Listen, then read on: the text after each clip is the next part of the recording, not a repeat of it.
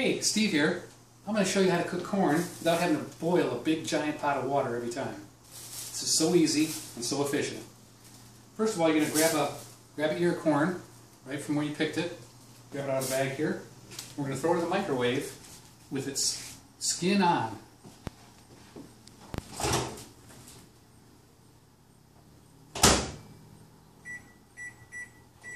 This goes in for 4 minutes.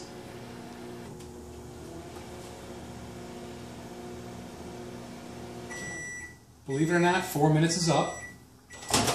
And here we go. It's going to be kind of warm. You want to grab it like this. I'm going to bring it over here.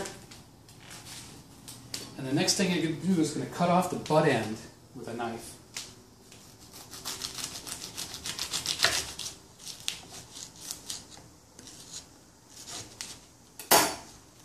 Once that's off, you stand it up.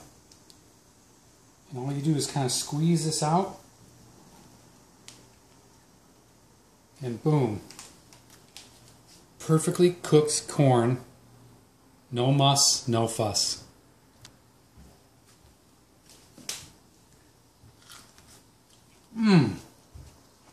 Wow.